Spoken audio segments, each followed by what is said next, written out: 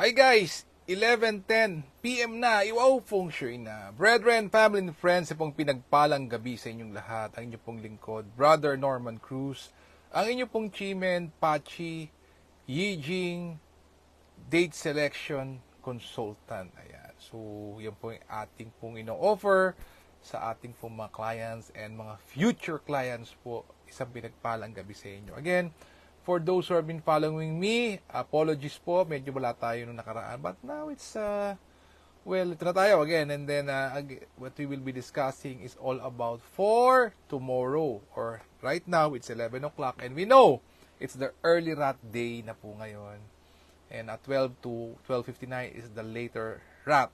Making this already August 13. Oh, so 13! Siyempre, iba dyan allergic sa 13. Totoo ba na pangit ang 13, tas ghost month pa? Talaga naman, ano po. So, classify natin, isa-isahin natin. Okay. August 13 is said to be the Earth Rooster enters the Remove Officer Day. Oh, remove. Oh, may dapat tanggalin. Oh, remove, no? So, by the word, remove. So, ano po bang pwedeng gawin sa isang Earth Rooster Remove Officer Day, Norman? Okay, let us see. Tingnan natin. Sabi dito, it is suitable for seeking blessings, medical procedures, house cleaning, groundbreaking, burial, buying a new car, submit tender, pursuing studies, haircut, and purchases. Avoid celebration, utility services, gardening, and investment. Oh, not good for tomorrow. Good and bad for whom? Okay. Animal signs, rat is average, ox is very good, tiger is average, rabbit is not so good, dragon and snake, excellent, very good, horse, average, goat, not so good, monkey, average, rooster, very good, dog and pig, not so good. Ayan. Hi, Ateng Therese! How are you po? Magandang gabi, Ateng. Hi, kumusta, kumusta? So, Ateng, BFF, usually po, dami pong, opo, text messages about, because it's the ghost month, no po, unusual, kung dati po I'm receiving just double po ngayon ng aking text messages because of the ghost month. Hi to Kuyang Brother Senior Warden Noble Joseph Sir, thanks for watching. Kuyang, thanks for watching. So like I mentioned, marami pong inquiries where to do this or do that. By the way, Kuyang Ferdy, SK Ferdy, sa pasensya na kanina, nag-message ka rin pa sa aking messenger, no? Hi to Sir June. Hi, thanks for watching po. Good evening. Okay, Ghost Month again. Ghost Month. Okay. So tomorrow, or ngayon na, Remove Officer Day. So the word remove. Okay. Ghost Month is not only to practice or observe yung burning of incense, yung you don't do this, you don't do that, don't go home late at night without a companion. Hindi lang po yun ang Ghost Month. The Ghost Month po is a journey into you. The ghost month is the perfect timing for you, ikaw po, to cleanse yourself and get rid of bad habits. Kaya po ngayon, Remove Officer Day. It's time for you to remove all those past experiences na hindi ka nag-grow, di po ba? All those bad people that cause you problems, that influence you in a negative way, it's time for you to give it up.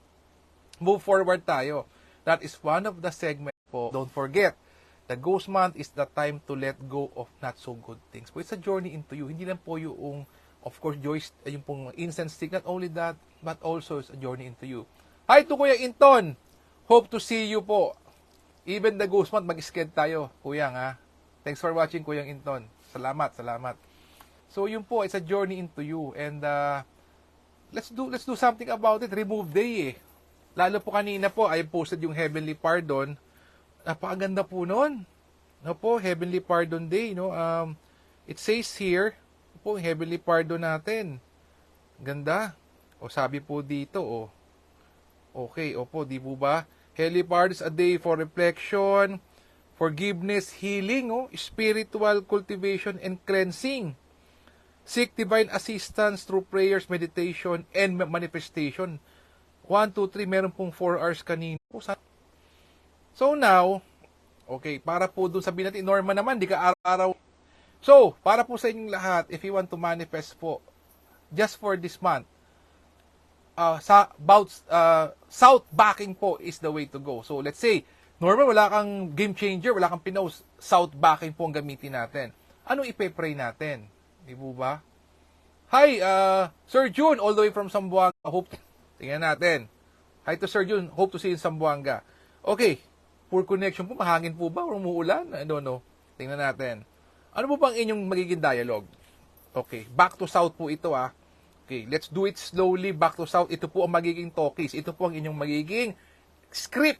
Okay, let's look at it. Tingnan po natin. Oo po, lagi tayong may script. Po. Yun po yung good thing about it po eh. Kailangan po may script tayo. May script, no po? Ayan. Hanapin po natin ah. This was shared by one of the masters po. One of the masters. Ayan. Mahaba-haba po to pero po, ito po for now. Ayan. Sisilipin pa rin natin yan. Ayan natin. Atin yung ating pong. Okay, let's do this po ah. Bear with me po. BFF ah. Hanapin po natin yung prayer for that. Prayer for that. Okay, let us see. Para po naman meron po tayong, alam niyo po, kahit mo naman sa FB eh, di ba, meron daw mga dialogue po yung mga millionaires, no po. So, let us see. Tingnan natin. Okay. Opo. So, tagalogin pa po natin. Ito po. Ayan. So, it says sa mga aking, with me po, BFF medyo apologies for that not so good connection. Ayan.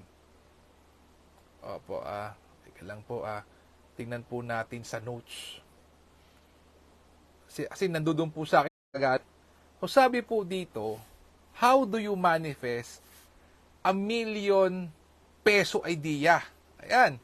To my client po, Sir Darin, thanks for calling me. And I know that ratio of yours na 1:9, na things are not happening your way. Let's try this. Let's try this. BFF, try natin to. Manifesting a million peso idea. No? Million peso? Okay. Happy rito. So, back to south po ito. Anytime now until September 5. Yan. So, right after the ghost month, hanggang ngayon, hanggang ghost month, you can do this. So, let's do it. Nakatalikod ka sa south. Anywhere ka abutan. Sabi rito. Talaga namang reconnecting. Wow. O anyway, ito po, BFF Bear with me. Then, we'll repeat this again tomorrow pag maganda na yung connection. But now, tingnan natin, how do you do it? By a master from Kuala Lumpur. Sabi dito, manifesting a million, of course, idea. It always starts with an idea to do something and to be successful in life. Idea. Ito po, sabi dito, I am a vessel for divine inspiration, and the universe flows abundant ideas into my mind that hold the potential to create a million pesos and beyond. I trust that infinite wisdom that guides me, knowing that wealth is not just about financial gain, but about creating value, impact, and fulfillment. My mind is a fertile ground for innovation, and I am open to receive insights and that transforms challenges into opportunities and ideas into thriving enterprises. I embrace the process of creation with patience and perseverance, understanding that true success is built with vision, integrity, and courage to take bold steps. Hi to Ma'am Miriam, good evening po. As I nurture these ideas with clarity and purpose, I align my actions with the highest potentials and propels me towards extraordinary wealth. I am not just seeking wealth.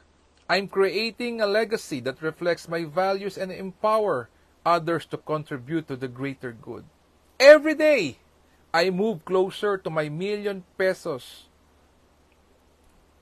Ito po million pesos success, trusting I have the wisdom, creativity, and determination to manifest it. My path by inner guidance, and I walk it with gratitude, confidence, and unwavering belief in the abundance that is my birthright. And now I declare with unwavering conviction, my million pesos ideas is here. alive within me and unfolding in perfect harmony with the universe. I step boldly into my destiny. Wealth comes to me effortlessly, and as I stand, a beacon of prosperity, ready to receive and multiply the blessings that are destined. Amen. So, yun po. Hi to Ma'am Janet for silent internet. Medyo pa-fluctuate. Anyway po. So, that's na po idea. So, question is, why Feng Shui? Well, Feng Shui po, it's never too late to do Feng Shui. I have already, up till now, may mga Feng Shui po ako. After all, Feng Shui can help you in 3 ways po. According to Dr. Joey Yap, and experience it, my client experienced it. Number 1, lesser problems because we have more solutions. Number 2, lot of opportunities po. Wow! Ikaw na mamimili, ikaw na sasawaan kung opportunity yan. And 3, harmony. At home, at office. Wow. Those 3 po. Those 3 big things po that the health, wealth, happiness, the Feng Shui can do for you. Again, BFF, my due apologies for not so good internet connection. Maybe tomorrow we'll try to do something about it. We'll use the booster for this one. But nonetheless, nakapag-share po tayo sa most important, and our exchange of energies is you share it with other people, maybe because someone out there will be needing this. Again, BFF, let us continuously pray for each other. Let us pray for our country and leaders. Let us heal as one. Let us be a blessing to others. God bless us all with a grateful heart. Maraming po salamat sa inyo lahat. God bless and good night. Don't forget, South backing the whole month. Thank you. Bye-bye.